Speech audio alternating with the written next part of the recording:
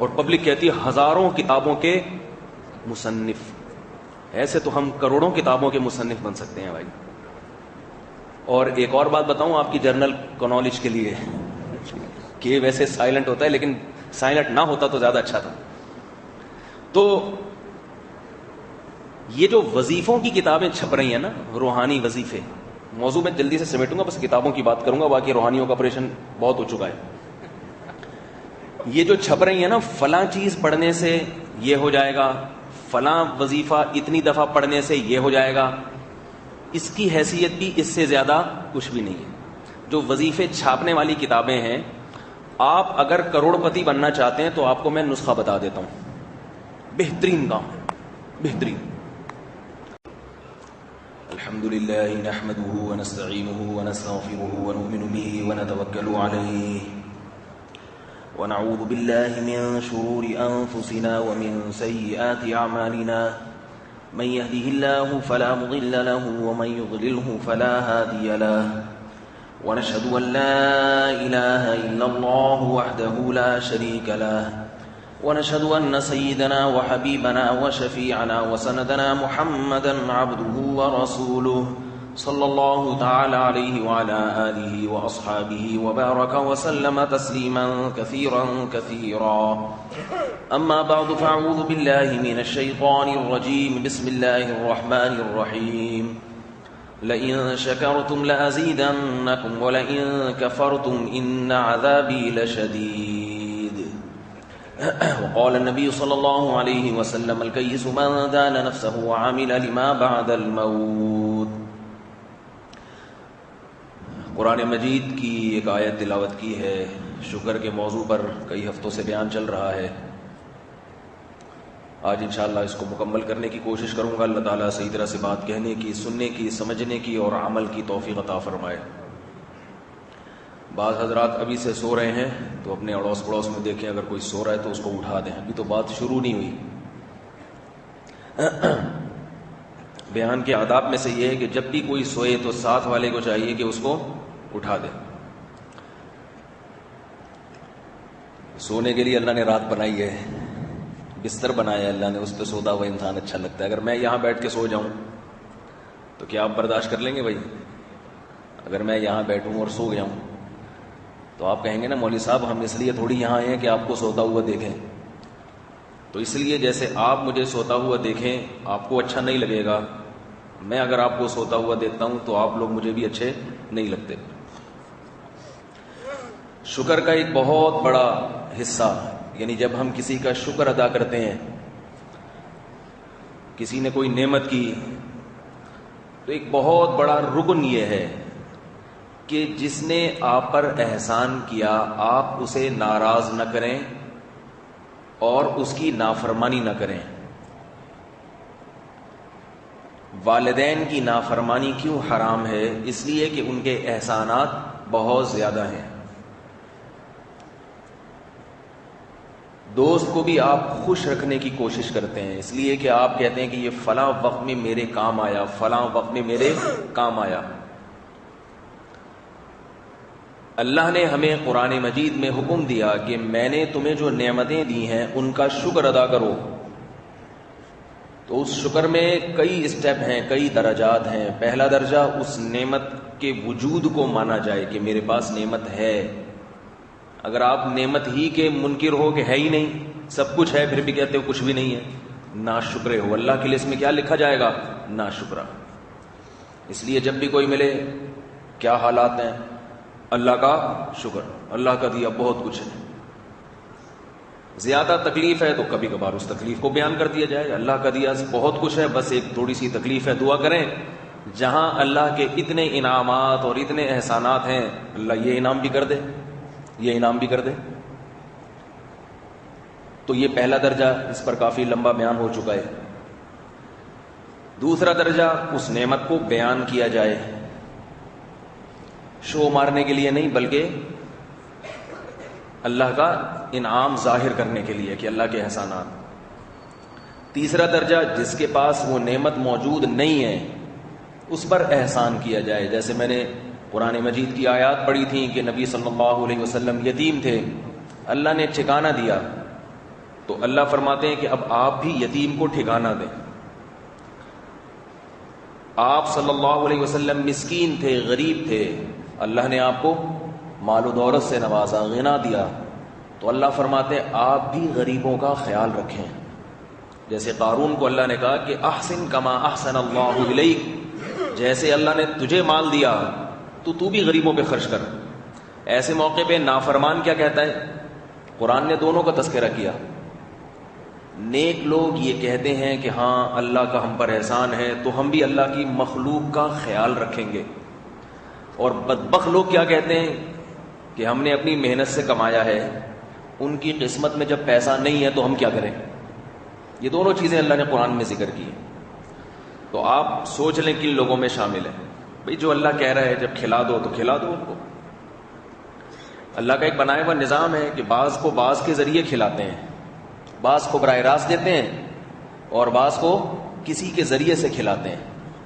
تو اس پر اللہ کا شکر ادا کرنا چاہیے کہ اللہ نے مجھے براہ راست دیا, کسی کا محتاج نہیں بنایا اور لوگوں کو میرا محتاج بنا دیا. تو یہ تو فخر اور شکر کی بات ہے.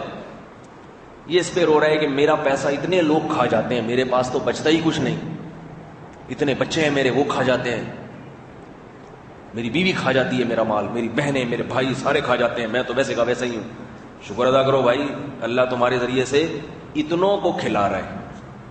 نبی صلی اللہ علیہ وسلم نے فرمایا اللہ هو المعطی وانا القاسم, اللہ دینے والا ہے میں تقسیم کرنے والا ہوں. اللہ کیا ہے؟ دینے والا. نبی نے اپنے بارے میں فرمایا میں کیا ہوں؟ تقسیم کرنے والا. دنیا کی دولت بھی اور دین کی دولت بھی. نبی نے دنیا کی دولت بھی تقسیم کی, جب آپ کے پاس پیسہ آیا تو تقسیم کر دیا, اور علم کی دولت بھی تقسیم کی ہے. اللہ نے علم دیا وہ بھی آپ نے تقسیم کیا. نبی کے پاس تو یہ دونوں چیزیں تھیں, لیکن نبی کے بعد کیونکہ ہر شخص نبی کی طرح کامل نہیں ہوتا, تو اللہ تعالیٰ نے بعض کو بعض چیزیں دی ہیں, بعض نہیں دی. بعض کو دولت دی, علم نہیں دیا, اور بعض کو علم دیا, دولت نہیں دی. کیونکہ اب یہ دونوں چیزوں کا جمع ہونا ذرا مشکل کام ہے. بہت کم علماء ایسے ہوتے ہیں جن کے پاس علم بھی ہو اور دولت بھی ہو. جس کے پاس دولت ہے تو علم نہیں, علم ہے تو دولت نہیں. اب جس کے پاس دولت ہے اللہ کہتے ہیں دولت تقسیم کرو, جس کے پاس علم ہے اللہ کہتے ہیں علم تقسیم کرو. اور میں نے دولت کے بخیل تو دیکھے ہیں, کنجوس, علم کے کنجوس بھی بہت دیکھے ہیں. آپ کہیں گے بھئی علم کو پھیلانے میں تو اپنا فائدہ ہے نا, اس میں تو شان بڑھتی ہے, لوگ عالم سمجھتے ہیں, اور علم پھیلانے سے کم نہیں ہوتا. دولت تقسیم کرنے سے بظاہر لگتا ہے کہ کم ہو رہی ہے, لگتا ہے, حقیقت میں تو وہ بھی کم نہیں ہوتی, لیکن لگتا ہے. اس لیے دولت کے بخیل, دولت کے کنجوس تو سمجھ میں آتے ہیں کہ کیوں کنجوسی کر رہا ہے. نہیں آ رہی بات میرا خیال ہے. علم کی کنجوسی کرنے والے پر حیرانگی ہوتی ہے, بھائی تو کیوں علم کو چھپا رہا ہے؟ وہ اس لیے چھپاتے ہیں کہ کہیں سامنے والا بھی میرے جیسا پڑھا لکھا نہ ہو جائے. نہیں آ رہی بات میرا خیال ہے. جو چیز مارکیٹ میں شارٹ ہوتی ہے اس کی قدر ہوتی ہے. تو بعض لوگ علم کی بات اپنے سینے میں لے کے دفن ہو جاتے ہیں کہ اگر سامنے والے کو بھی پتہ چل گئی تو مجھ سے کون پوچھے گا. یہ بھی ایک بیماری ہے, ایک بیماری کہ دوسرے کو نہ بتاؤ ورنہ اس کو بھی پتہ چل جائے. کتنے بڑے بڑے حکیم ایسے گزرے ہیں, ان کے پاس صحت کے یا بیماریوں کے بڑے بڑے نسخے ہوتے تھے, وہ انہوں نے ایجاد کیے, تجربے سے پتہ چلے یا باپ دادا سے ان کو وہ نسخے ملے, مگر انہوں نے کسی کو بتائے نہیں کہ ہم نے اگر بتا دیا تو یہ تو اس کو بھی پتہ چل جائے گا. تو کیا ہو گیا بھائی, پتہ چل جائے. اسی سے تو دنیا میں ترقی ہوئی ہے. اگر ایک سائنسدان اپنے سارے فارمولے لے کے قبر میں دفن ہو جاتا تو آج ہوائی جہاز ہوتے؟ بولو بھائی, یہ ایک دم سے ہوائی جہاز تھوڑی ایجاد ہو گیا ہے. یہ تو آہستہ آہستہ ترقی ہوتی ہے. پچھلی ترقی سے اگلی نسل فائدہ اٹھاتی ہے, پھر اس کی اگلی نسل اس سے فائدہ اٹھاتی ہے, تو آج اس مقام اور مرتبے تک ہم پہنچے ہوئے ہیں. یہ کنجوسی ایسی چیز ہے جو انسانیت کے لیے نقصان دہ ہے. آپ کے پاس علم کی کوئی بات ہے تو اسے نشر کرنے میں کنجوسی سے کام نہ لیں, چاہے دینی علم ہو یا دنیاوی علم. یونیورسٹیوں میں اسٹوڈنٹس پڑھتے ہیں, ان کو کوئی چیز پتہ چل گئی, بھائی اس کا چانس ہے امتحان میں آنے کا, ٹھیک ہے, یا یہ کہ یہ جو ایکویشن ہم نے سالو کرنی ہے اس کا یہ فارمولا ہے, وہ بتا ہی نہیں رہا دوسرے کو, کہہ رہے میں نے محنت کی ہے, میں تجھے فری میں بتا دوں. تو چل پیسے لے کے بتا دے بھائی, تو کوئی بات نہیں, آپ نے اگر محنت کی ہے اور اس محنت سے آپ لوگوں کو فائدہ پہنچا دیں تو کیا ہے, اس کے بھی نمبر اچھے آ جائیں گے. جو آدمی اللہ پہ اعتماد اور توکل کر کے زندگی گزارتا ہے اس کے خزانوں میں کبھی کمی نہیں آتی, یاد رکھو. یہاں معاملہ شروع ہوتا ہے اللہ پر اعتماد اور توکل کا. اللہ نے کہا کہ علم کے معاملے میں بھی بخل مت کرو اور پیسے کے معاملے میں بھی بخل مت کرو. تو جب اللہ نے کہا ہے تو یہ ہمیں فائدہ پہنچانے کے لیے کہا ہے یا نقصان پہنچانے کے لیے؟ ظاہر ہے فائدے کے لیے. تو اس کا مطلب ہے کہ اگر ہم کنجوسی سے کام نہیں لیں گے اور سخاوت کا مظاہرہ کریں گے تو ہماری ذات کو بھی فائدہ ہوگا. جن خطرات سے ہم ڈر رہے ہیں وہ خطرات ہمیں لاحق نہیں ہوں گے. بعض لوگ بڑے نیمبو نچوڑ ہوتے ہیں, خیریت سے ہیں بھائی آپ؟ بعض لوگ بڑے نیمبو نچوڑ ہوتے ہیں. نیمبو نچوڑ سمجھتے ہیں؟ ایک تو نیمبو نچوڑنے کا طریقہ یہ, یوں کر کے آپ اس کو جتنا آرام سے دبانے سے اس کا رس نکل آیا ٹھیک ہے بھائی, 5 روپے میں اتنا کافی ہے, 5 روپے میں اتنا کافی ہے, 2 گلاس بہت ہے ایک نیمبو میں, لیکن اس کو نچوڑے چلے جا رہے ہیں, نچوڑے چلے جا رہے ہیں, نچوڑے چلے جا رہے ہیں. اتنا نیمبو نہیں نچڑا جتنے آپ نچڑ گئے اس کو نچوڑنے میں. اب آپ کا اپنا عرق زیادہ نکل رہا ہے اور نیمبو کا عرق کم نکل رہا ہے. تو بھائی چھوڑ دو اس کی جان, بس تھوڑا سا جتنا نکالنا تھا نکل گیا. تو یہاں سے یہ مثل مشہور ہوئی ہے, نیمبو نچوڑ, یعنی 1 نمبر کا کنجوس. اس کو کہتے ہیں کیا؟ نیمبو نچوڑ. نیمبو نچوڑ. تو علم کے معاملے میں بعض لوگ نیمبو نچوڑ ہوتے ہیں, بتاتے نہیں کسی کو. ہم تو چونکہ اس فیلڈ کے لوگ ہیں تو ہمیں اس قسم کے مولاناؤں سے بھی واسطہ پڑتا ہے بعض دفعہ, کہ ان کے پاس کسی چیز کا علم ہے جو ہمارے پاس نہیں ہے, تو ہم ان سے رابطہ کرتے ہیں تو بتا ہی نہیں رہا. بھائی بتا دے. وہ کہتا ہے نہیں میں اپنی محنت, دل میں یہ ہوتا ہے, زبان سے نہیں کہتے, دل میں یہ ہوتا ہے کہ یہ میری تحقیق ہے, اس کا فائدہ یہ اٹھا لیں گے. ایک دفعہ مجھے کسی باطل فرقے سے کچھ مناظرہ کرنا تھا, یعنی مناظرے سے مطلب ان سے کچھ بحث مباحثہ تھا. اس فرقے کے بارے میں مجھے اتنی نالج نہیں تھی. بھائی آپ کو دین کی معلومات تو ہوتی ہیں مگر اتنا کافی نہیں ہے, جس سے آپ بحث کرنا چاہتے ہو اس کا بھی تو شجرہ معلوم ہونا چاہیے نا, یہ کیا ہے, ان کے نظریات کیا ہیں, ان کے دلائل کیا ہیں. اب میرے پاس اتنا وقت نہیں تھا کہ میں ان کی کتابیں پڑھوں اور پورا ان کو سمجھوں. تو میں نے کہا اس فیلڈ کے کچھ لوگ ہیں جو ان کے بارے میں پہلے سے جانتے ہیں, تو میں ان سے تھوڑی معلومات لے لوں تاکہ مجھے تیاری میں آسانی ہو جائے. تو میں نے, پرانی بات ہے, تو میں نے ان کو فون کیا, یہ مسئلہ ہے. تو ان کے انداز سے لگ گیا کہ یہ اپنی معلومات شیئر کرنا نہیں چاہتے. خیر پھیکے منہ سے انہوں نے کہا آ جائیں ملاقات کر لیں. پھر میں جب ملاقات کے لیے گیا ان کے پاس, 2 گھنٹے مجھے انہوں نے نچایا ہے, 2 گھنٹے. ارے بھائی بتا دو, آپ کو ان کے بارے میں کچھ معلومات ہیں, آپ کا ماشاءاللہ اس موضوع پر کافی مطالعہ ہے, بتا دیں. ان کو یہ تھا کہ میں نے اگر بتا دیا تو مولوی صاحب جب یہ بحث میں جیت جائیں گے, غالب آئیں گے, تو عزت کس کی بڑھے گی؟ ان کی بڑھے گی, میری تو بڑھے گی نہیں آ رہی بات سمجھ. اس کو کیا کہتے ہیں؟ علم کا بخیل. ارے بڑھنے دے, کیا جا رہا ہے, کیا جا رہا ہے, آخرت ہے اصل. اور بہت اگر وہ ہے تو آپ بتا دینا, میں آخر میں آپ کا نام لے دوں گا, بھائی انہوں نے کہا, انہوں نے بتایا تھا یہ. بھائی آخر میں جب یوٹیوب پہ وہ بات جائے گی تو ہم آخر میں آپ کا نام ڈال دیں گے.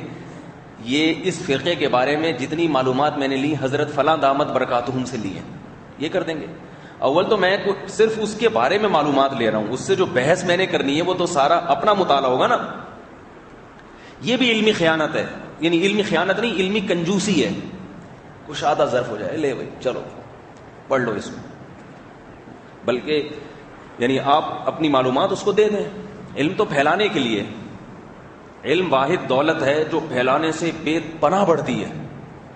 آپ جب تکرار کرتے ہیں, کسی کو کوئی بات سمجھاتے ہیں, تو آپ کو اس میں اور اعتماد پیدا ہو جاتا ہے. تو یونیورسٹیوں کے طلبہ, اسکولوں کے طلبہ, اگر آپ کو کچھ پتا ہے, معلومات ہیں, تو اپنے کلاس فیلو کو بتاتے ہوئے پریشان نہ ہوا کریں کہ کہیں اس کے بھی نمبر اچھے نہ آ جائیں. بولے نمبر دینا کس کا کام ہے؟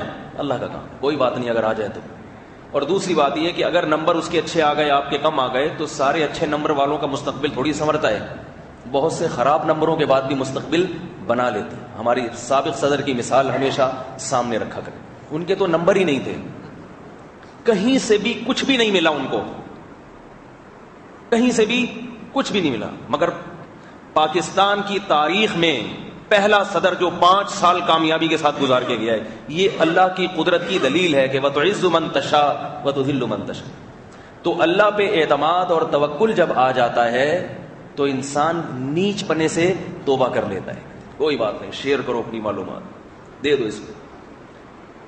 ایک اور علمی خیانت آج کل مارکیٹ میں بہت چل رہی ہے، یہ تو کنجوسی ہے نا کہ اپنی معلومات آپ کسی کو دے نہیں رہے، یہ تو کنجوسی ہے۔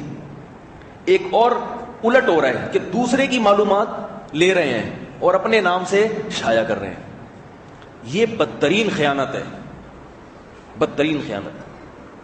میری جب 4 شادیوں پہ کتاب آئی مارکیٹ میں، معذرت کے ساتھ مثال اس کتاب کی اس لیے دے رہا ہوں کہ وہ تو میں خود بھگتا ہوا ہوں، وہ تصنیف ایسی تھی کہ اس پر حضرت مولانا اسلم شیخو پوری شہید رحمہ اللہ تعالی نے تقریض لکھی کہ اردو زبان میں ایسی کتاب آج تک نہیں لکھی گئی، بہت تحقیقی کتاب ہے یہ۔ اور بھی بعض علماء کے پاس جب وہ گئی، انہوں نے کہا کہ یہ بہت شاندار کتاب ہے اور ایسا آپ کا دماغ اس میں چلا ہے کہ بعض علماء نے یہ تبصرہ کیا کہ ایسا لگتا ہے کہ بعض چیزیں من جانب اللہ الہام ہوئی ہیں، یعنی وہاں تک انسانی ذہن جاتا نہیں ہے جہاں تک آپ کا دماغ گیا ہے، اس میں ایسی دماغی یعنی دماغ بہت لڑایا ہے میں نے۔ پھر کتابوں کے مطالعے میں پوری رات بیٹھا رہتا تھا، عشاء کے بعد بیٹھتا، بعض دفعہ فجر میں اٹھتا میں، نہیں یاری میرا خیال ہے بات سمجھ، کتنی محنت کی ہوگی حدیثیں جمع کرنے میں، قرآنی آیات، کہ رات کو بیٹھے ہیں اور کب اٹھ رہے ہیں؟ صبح، پوری رات جاگے رہے ہیں اس کتاب لکھنے کے لیے۔ پھر اپنے قلم سے وہ جملے بنانا، تحریری شکل میں لانا خود ایک اچھا خاصا مشکل کام ہے۔ پھر ایک آیت سے جو ٹیکنیکل پوائنٹ نکالے ہیں وہ پوائنٹ کسی کتاب میں نہیں ملتے، اس کے لیے دماغ استعمال کرنا پڑتا ہے۔ جیسے ایک حدیث میں نے ذکر کی تو میں نے کہا اس حدیث سے درجے ذیل اسباق حاصل ہوتے ہیں، یعنی یہ باتیں اس حدیث میں، پڑھنے والا تو کہے گا بھائی اس حدیث سے کیا ملے گا، بس یہی ملے گا، یہ واقعہ ہے۔ میں نے پھر اس میں پوائنٹ لکھ کے number 1، number 2، number 3، number 4، number 5، number 6، number 7، number 8، number 9، number 10، تو پڑھنے والا حیران ہوتا چلا جاتا ہے کہ بھئی یہ کہاں سے ٹیکنیکل پوائنٹ جو ہے نکالے جا رہے ہیں۔ کتنی محنت کی کتاب چھپ کے مارکیٹ میں ابھی آئی نہیں تھی، ابھی آئی نہیں ہے کہ اس موضوع پر ایک کتاب مجھ سے پہلے آ گئی، نہیں یاری بات، اور نام بھی اس کا اس سے ہی ملتا جلتا۔ میں نے کہا ابھی میں نے اتنی محنت کر کے کتاب ابھی لکھی ہے، کمپوز ہوئی ہے، چھپی نہیں ہے، تو اس سے پہلے کتاب مارکیٹ میں آ گئی، اور جس سے میں چھپوا رہا تھا اپنی کتاب، جس مکتبے سے، اسی مکتبے والے نے مجھے بتایا کہ اس موضوع پر ایک اور شاندار کتاب مارکیٹ میں آ گئی ہے، ابھی آپ کی کتاب آئی نہیں اور آ گئی ہے۔ میں نے کہا ماشاءاللہ بہت کوئی ذہین فتین آدمی ہے، کوئی عالم ہے جنہوں نے کتاب لکھی، اور ہم سمجھ رہے تھے کہ بھئی ہم نے کوئی تیر مارا ہے، تو ہم نے کہا چلو اچھا ہوا ایسے لوگ پیدا ہو رہے ہیں۔ تو میں نے کہا ان عالم کا اگر تعارف کروائیں، وہ ان کا ذہن یہاں تک کیسے گیا، انہوں نے اتنی محنت کیسے کی، اور ان کی کتاب سے میں بھی استفادہ کروں گا۔ تو انہوں نے کہا جس نے لکھی ہے، کمال کی بات یہ ہے کہ وہ عالم بھی نہیں ہے۔ میں نے کہا عالم نہیں ہے تو پھر کیسے لکھ لی؟ پھر میں نے کہا کوئی ہمیں ٹیڑھی میڑھی باتیں ادھر ادھر کی لے کے اخبار کا ٹکڑا اور یہ سب چیزیں لکھ دی ہوں گی، لکھنے والا جب عالم بھی نہیں ہے تو کیسے لکھ دی اس نے؟ پھر میں نے کہا مصنف کا نام بتائیں، تو جو نام بتایا وہ ہمارے اپنے قریبی رشتہ دار نکلے، نہیں یاری میرا خلے بات، جن کو میں بچپن سے تو نہیں، بہرحال بہت اچھی طرح سے جانتا تھا۔ تو میں نے کہا یہ تو الف با تا، عربی کا الف با تا لکھنا ان کے لیے مشکل ہے، اور ان کو تو عربی گرامر نہیں آتی بالکل بھی، تو انہوں نے حدیثوں کا ترجمے کیسے کیے اور یہ کیسے؟ انہوں نے کہا بہرحال جی بڑی شاندار کتاب ہے۔ میں نے کہا اس کتاب پہ کسی عالم نے کوئی کمنٹس لکھے ہوں؟ انہوں نے کہا ہاں، بعض بڑے بڑے اکابر کے نام بتائے انہوں نے، ملک کے نامور علماء، ان کے کمنٹس بھی ہیں اس کتاب پر، سبحان اللہ۔ تو میں نے وہ منگوائی تو پتہ یہ چلا کہ میری کتاب پوری چوری کر کے، نہیں یاری بات، کاپی پیسٹ کر کے اس جیسی کتاب مارکیٹ میں چھاپ دی۔ سوائے تھوڑی سی احتیاط یہ کہ کہیں کہیں درمیان میں اپنے بھی ملفوظات، تاکہ بالکل وہ نہ ہو۔ ایسی نقل ماری ہے کہ اگر میں نے کسی حدیث کی کتاب کا حوالہ دیا اور کتاب کا نام غلطی سے غلط کمپوز ہو گیا تو اس کتاب میں وہ نام بھی غلطی کمپوز ہوا ہوا ہے۔ مصنف بیچارے کو یہ نہیں پتا کہ کتاب کا یہ نام نہیں ہے، کچھ اور نام ہے، یہ تو کمپوزر کی غلطی سے ہو گیا۔ آپ لوگ کی سمجھ میں نہیں آ رہی تو ان کی کہاں سے آئے گی جنہوں نے ایسی غلطیاں کرتے ہیں جو لوگ۔ لے بھیا ہم نے کہا واڑے واہ، تو پوری کتاب حتیٰ کہ جو میں نے ترجمے کیے ہیں اردو وہ بھی اسی طرح ہی بالکل، اور مزید اس میں تاکہ کچھ اپنا بھی تو ہوتا ہے نا، تو اپنا انہوں نے یہ کیا دوسرے علماء کے جو نکاح کے موضوع پر کتابیں تھیں وہاں سے بھی کچھ کاپی پیسٹ کر کے چلا دیا، ان میں بہت ساری غلطیاں بھی تھیں۔ میں نے بعض حدیثیں اپنی کتاب میں ذکر نہیں کی کیونکہ ان حدیثوں کی سند صحیح نہیں تھی، نہیں آ رہی بات، ان کی سندیں صحیح نہیں تھی، ضعیف کمزور حدیثیں تھیں، انہوں نے وہ والی بھی ڈال دی، لہذا ان کی کتاب زیادہ ہٹ ہوئی میری کتاب سے کیونکہ اس میں تڑکا زیادہ لگا ہوا تھا۔ بھائی اب آپ اس کا خیال ہی نہیں کرتے کہ حدیث صحیح ہے ضعیف ہے تو پھر تو ہر چیز مارکیٹ میں لے آؤ گے نا آپ، تو وہ تو زیادہ چٹپٹا بن جائے گا۔ لہذا اس کتاب کے بارے میں بعض علماء نے کہا کہ میری کتاب سے بھی زیادہ زبردست کتاب ہے، یعنی جو میری کتاب کا نام لیا کہ یہ اس سے بھی زیادہ زبردست ہے۔ تو زبردست تو ہوگی جب اس میں موضوع من گھڑت ہر قسم کی چیزیں آپ ڈالیں گے، پبلک کو تو نہیں پتا نا کہ کیا اوتھینٹک ہے اور کیا بنائی ہوئی چیزیں، تو ایسے کاپی پیسٹ ہو رہا ہے۔ پھر میں نے ان علماء سے پوچھا کہ آپ نے حضرت ان کی کتاب پہ کیسے تخریص لکھ دی، آپ تو اتنے بڑے بزرگ ہیں تو آپ نے کیسے لکھ دی، حالانکہ یہ تو پوری چوری ہے۔ تو ظاہر ہے ان کا بھی جواب تھا کہ ہمیں تو نہیں پتا، کہ ہم نے تو آپ کی کتاب نہیں پڑھی تو ہمیں تو نہیں پتا کہ یہ چوری ہے، یہ تو شریف شرفا آدمی ماشاءاللہ دیندار، اور کوئی مولانا صاحب ان کی سفارش لے کر آئے تھے کہ ان کی کتاب پہ تخریص لکھ دیں، تو ہم نے لکھ دی کہ بھئی اچھی کتاب ہے ماشاءاللہ، پوری کتاب تو پڑھ کے کوئی دیکھتا بھی نہیں ہے کہ کون سی حدیث صحیح ہے اور کون سی ضعیف ہے۔ پتہ یہ چلا کہ کتاب سے پہلے اگر کسی بڑے عالم کی تقریر ہو تو بھی کوئی اتنا متاثر ہونے کی ضرورت نہیں ہے۔ ٹوپی ایک ایسی چیز ہے جو کسی بھی وقت کسی کو بھی کرائی جا سکتی ہے، سمجھ رہے ہو بات کو؟ تو سب سے پہلے مصنف کو دیکھو، مؤلف کو، صرف کتاب کے حسن و جمال اور اس کے مضمون کو دیکھ کے متاثر نہ ہو جائے گا۔ پھر کمال کی بات یہ کہ تو میری کتاب ابھی چھپی ہے تو ایک اور کتاب اس موضوع پر مارکیٹ میں، اس کا بھی وہی حساب، یعنی لوگ انتظار کر رہے تھے کسی نئے موضوع پر کتاب آئے تو ہم بھی شائع کریں۔ تو میری کتاب کا تو 1100 کا ایڈیشن ختم ہو گیا، ابھی 6-7 سال سے دوبارہ نہیں چھپی، مگر وہ ماشاءاللہ چھپ رہی ہے، نہیں آ رہی میرا خیال ہے بات۔ تو یہ بھی خیانت ہے کہ ایک آدمی نے محنت کی ہے، آپ وہ محنت اپنے کھاتے میں ڈال کے اپنے نام سے شائع کر دیں۔ یہ بہت ہو رہا ہے آج کل، بہت ہو رہا ہے۔ ہم نے جب تخصص میں جو فتویٰ نویسی جب سیکھتے ہیں، فتوے کا کام جب سیکھتے ہیں، تو ہمارے اساتذہ نے ایک اصول بیان کیا تھا۔ یہ اصول صرف علم دین کے لیے نہیں ہے، ہر قسم کے علوم کے لیے، کہ جب آپ کسی کی بات کا ریفرنس دیں، حوالہ دیں، اگر آپ نے خود اس اصل کتاب میں دیکھا ہے تو آپ اصل کتاب کا حوالہ دیں، اگر آپ نے اصل کتاب میں نہیں دیکھا تو آپ اس کتاب کا حوالہ دیں جو اس اصل کتاب کا حوالہ دے رہی ہے۔ نہیں آئی میرا خیال ہے؟ مثال کے طور پر آپ نے کسی عالم کی کتاب پڑھی، حضرت مفتی تقی عثمانی صاحب کی آپ نے کتاب پڑھی، اس کتاب میں ایک حدیث ہے، نیچے حوالہ ہے صحیح بخاری کا۔ آپ جب وہ حدیث پبلک کے سامنے پیش کریں گے، یعنی کتاب میں جب آپ لکھیں گے وہ حدیث، تو آپ یہ نہیں کہیں گے کہ بخاری کی حدیث ہے، اس لیے کہ سننے والا یہ سمجھے گا کہ یہ آپ کی اپنی تحقیق ہے، آپ نے بخاری کے صفحات چھان پھٹک کے خود حدیثیں نکالی ہیں اس سے۔ آپ حوالہ دیں گے، بھئی یہ حضرت فلاں کی کتاب میں یہ حدیث ہے بخاری کے حوالے سے، فلاں نے بخاری کی طرف نسبت کی ہے، میں نے خود نہیں دیکھی، میں نے تو فلاں کی کتاب سے اٹھائی ہے۔ یہ نہیں آ رہی میرا خیال ہے بات سمجھ میں؟ آپ نے نیوٹن کے کسی قانون کا حوالہ دیا یا نیوٹن کے شیکسپیئر کے کسی مقولے کا حوالہ دیا، آپ اپنی جو ہے نا یونیورسٹی میں اپنے اسٹوڈنٹس کے سامنے پروفیسر صاحب بڑے فنٹر بننے کی کوشش کر رہے ہیں اور بڑے حوالے پیش کر رہے ہیں، شیکسپیئر نے یہ کہا ہے اور نیوٹن نے یہ کہا اور ایڈیسن نے یہ کہا۔ آپ کو کس نے بتایا یہ کہا؟ آپ کہہ رہے ہیں اس کی کتاب فلاں کتاب میں لکھا ہوا ہے، فلاں کتاب کے صفحہ نمبر فلاں پہ لکھا ہوا ہے۔ لوگ سمجھیں گے آپ کا مطالعہ بہت ہے، آپ نے ایڈیسن کی تحریریں بھی پڑھی ہوئی ہیں، نیوٹن کی کتابیں بھی پڑھی ہوئی ہیں اور فلاں فلاں کی بھی پڑھی ہوئی ہیں، جبکہ آپ نے ان کتابوں کو کبھی دیکھا بھی نہیں ہوتا۔ تو آپ بتائیں کہ میں نے گوگل پہ پڑھا ہے، ٹھیک ہے نا، یہ رپورٹ کس کی ہے؟ گوگل کی ہے. گوگل نے مجھے بتایا ہے فلاں ویب سائٹ ہے، اس ویب سائٹ پہ نیوٹن کی فلاں کتاب کے حوالے سے نیوٹن کا یہ قانون ذکر ہے، تاکہ لوگ سمجھیں کہ یہ گوگل کی محنت کو کیش کرا رہے ہیں. اور یہ بھی جائز ہے، اس میں کوئی حرج نہیں ہے، آپ کسی کی محنت سے فائدہ اٹھا کے علم کی بات کو آگے نشر کر سکتے ہیں، لیکن حوالہ اس کا دینا پڑے گا جس نے وہ محنت کی ہے. گوگل بہت کمال کی چیز ہے، بہت ساری چیزیں گوگل منٹوں میں حل کرتا ہے، اور آپ اس کو اپنے کھاتے میں ڈال لیتے ہیں، میں نے کہا ہے، میں نے کہا.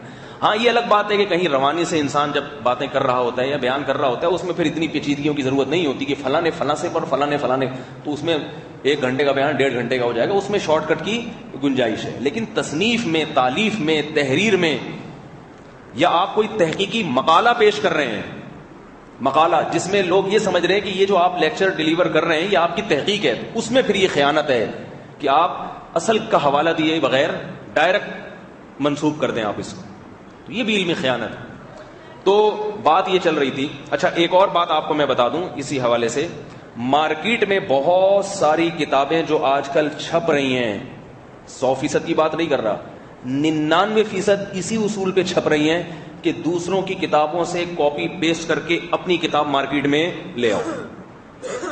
ایک کمپوزر سے میں ملا، اردو کمپوز کرتے ہیں وہ، کیونکہ زیادہ کتابیں ہمارے یہاں اردو میں چھپتی ہیں، تو ایک اردو کمپوزر سے میں ملا. میں نے کہا فلاں حضرت دامت برکاتہم جو بڑے مصنف ہیں آج کل، ان کی کتابیں مارکیٹ میں بہت چل رہی ہیں، تو وہ ساری کتابیں آپ کمپوز کرتے ہیں، تو حضرت جی کے پاس اتنا ٹائم کہاں سے آیا کہ 1 مہینے میں ان کی 3 کتابیں مارکیٹ میں آ جاتی ہیں؟ میں نے کہا ہم نے تو ابھی تک پوری زندگی میں 2 کتابیں لکھی ہیں اور اسی سے دماغ کی چولیں ہل گئیں. صرف 2 کتابیں لکھی ہیں، دماغ کی چولیں ہل گئیں. تو یہ حضرت دامت برکاتہم کی ہر مہینے 3 کتابیں، اور ماشاءاللہ اس سے بڑا حضرت جی نوٹ بھی کما رہے ہیں، ٹھیک ہے نا، اور ماشاءاللہ ان کا پورا گھر چل رہا ہے اس سے. تو یہ اس کی وجہ، تو انہوں نے کہا وہ جو حضرت دامت برکاتہم ہیں وہ اتنے بڑے دامت برکاتہم ہیں نہیں، وہ تو میں ویسے ہی مزاح میں تھوڑا سا لگا رہا ہوں. تو دامت برکاتہم جو ہیں وہ کئی، جیسے کسی موضوع پر کتاب لکھنی ہے، نکاح کے موضوع پر جیسے ایک کتاب لکھنی ہے، تو وہ یوں کرتے ہیں کہ نکاح کے موضوع پر جتنی بہت ساری کتابیں ہیں اس پہ نشان لگا دیتے ہیں، یہ یہاں سے یہاں تک، یہاں اس کتاب سے لینا ہے، پھر یہاں سے یہاں تک اس کتاب سے لینا ہے، پھر یہاں سے یہاں تک اس کتاب سے لینا ہے.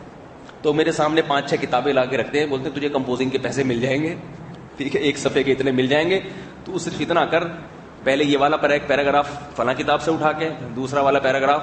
کبھی خود سے قلم کو حرکت دینے کی کوشش نہیں کی، صرف 2-3 پیراگراف کو آپس میں جوڑنے کے لیے اگر کوئی ربط چاہیے تو اس کے لیے 2-4 جملے تبرکن لکھ دیتے، اور آخر میں اپنا نام لکھ دیتے، حضرت فلاں دامت برکاتہم العالیہ. دے مار 4.5 کتابوں پہ کتابیں مارکیٹ میں آ رہی ہیں، اور پبلک کہتی ہے ہزاروں کتابوں کے مصنف.